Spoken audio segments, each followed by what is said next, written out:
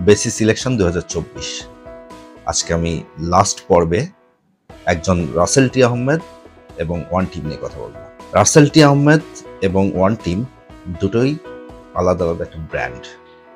রাসেল টি আহমেদ উনি নিজের নামকে, নিজের মেধাকে যে একটা ব্র্যান্ডে এস্টাবলিশ করা যায় তার একটা জলজন্ত প্রমাণ। আমি ব্যক্তিগতভাবে এবং ইন্ডাস্ট্রির অনেকেই দেখবেন লিডারদের যখন কম্প্যারিজন করে প্রথমেই রাসেল টি আহমেদের নাম চলে আসে। এবার ইলেকশনে যারা প্রতিদ্বন্দ্বিতা করছে, যে প্যানেলগুলো, টিম লিড কিংবা যারা সিনিয়র প্রার্থীগুলো আছেন, আপনি যদি খুব ঠান্ডা মাথায় অ্যানালাইসিস করে দেখেন, রাসেল টি আহমেদের অল্টারনেটিভ নাই।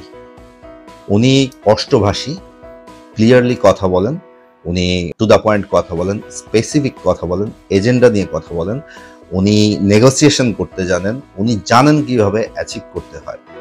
সো এইরকম একটা লিডার যদি আমাদের সাথে থাকে তাহলে কিন্তু আমাদের অনেক কিছু ইজি হয়ে যায়। ফর এক্সাম্পল, ধরেন আপনার গভর্নমেন্টের সাথে নেগোসিয়েশন করে কোনো কিছু অ্যাচিভ করতে হবে ইন্ডাস্ট্রির জন্য, তো সেটা আপনার লিডার যদি সেই স্কিল, নেগোসিয়েশন স্কিল, অ্যাচিভ করার যে স্কিল, সেটা যদি না থাকে তাহলে কিন্তু আমরা ইন্ডাস্ট্রিতে যারা আছি, আমরা মেম্বার যারা আছি, তারা কিন্তু বেনিফিটেড হতে পারবো না। সো এই জায়গাটায় ওনার স্ট্রেংথ কিন্তু দারুণ।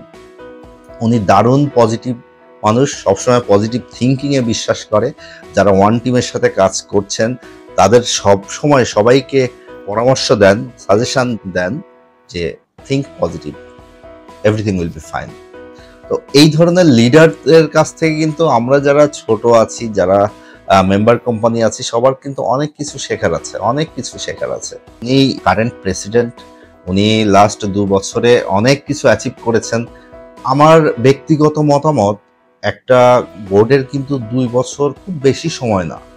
একটা জিনিস শুরু করা যায়, শুরু করে শেষ করতেও কিন্তু কিছুটা সময় লাগে। সেই দিক থেকে যদি বলি, ওনার প্রেসিডেন্ট হিসেবে কন্টিনিউশনটা খুবই জরুরি, খুবই জরুরি। আমরা ওনার দূরদর্শিতার কারণেই আমরা সর্বকালের সর্ববৃহৎ সফটেক্সও পেয়েছি।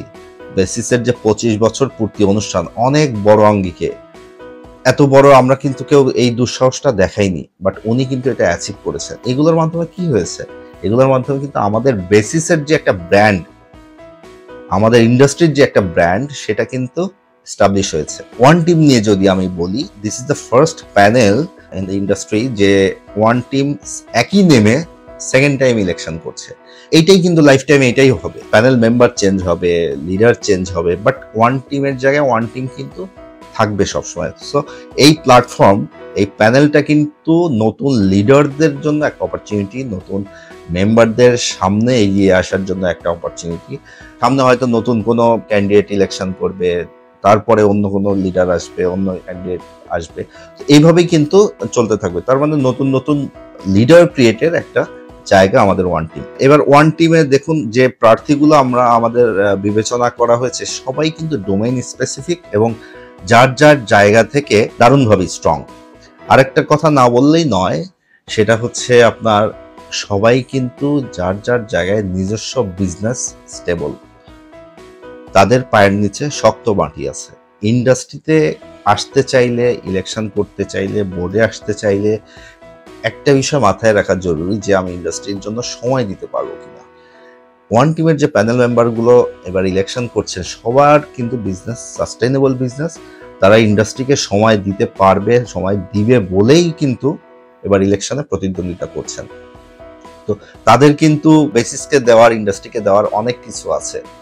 তাদের নিজস্ব বিজনেস গোছানো, ওইটা নিয়ে তাদের এখন টেনশন করতে হবে না, চিন্তা করতে হবে না। তারা ইন্ডাস্ট্রিকে কিভাবে প্রমোট করা যায়, আমাদের কান্ট্রিকে কিভাবে প্রমোট করা যায়, সেগুলো নিয়ে কাজ করার অনেক জায়গা আছে, সেগুলো নিয়ে কাজ করবে। তো যে প্রার্থীগুলো আছে এই প্যানেলে, সবাই দেখবেন ডোমেইন স্পেসিফিক এবং ইন্ডাস্ট্রিতে আসলে ওই ডোমেইনে, ওই জায়গাগুলো, ওই ক্ষেত্রগুলো নিয়ে কাজ করতে পারবে। তো আমরা যারা মেম্বার আছি, আমরা যদি ঠান্ডা মাথায় অ্যানালাইসিস করি যে আমাদের ওয়ান টিমের যে 11টা প্যানেল মেম্বার যারা ইলেকশন করছেন, সবাই কিন্তু ইন্ডাস্ট্রির জন্য দারুণভাবে তাদের দক্ষতা প্রমাণ করতে পারবে।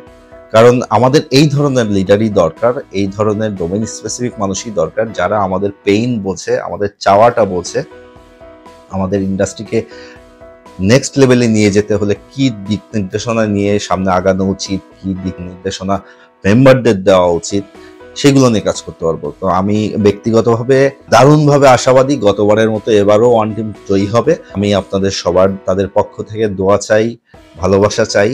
আমরা সবাই যেন এর জন্য একসাথে কাজ করতে পারি, তারা যেন বোর্ডে আসতে পারে, আমাদের কান্ট্রিকে প্রমোট করতে পারি, বাংলাদেশ যেন বহির্বিশ্বে দারুণভাবে ভূমিকা রাখতে পারে। ধন্যবাদ সবাইকে।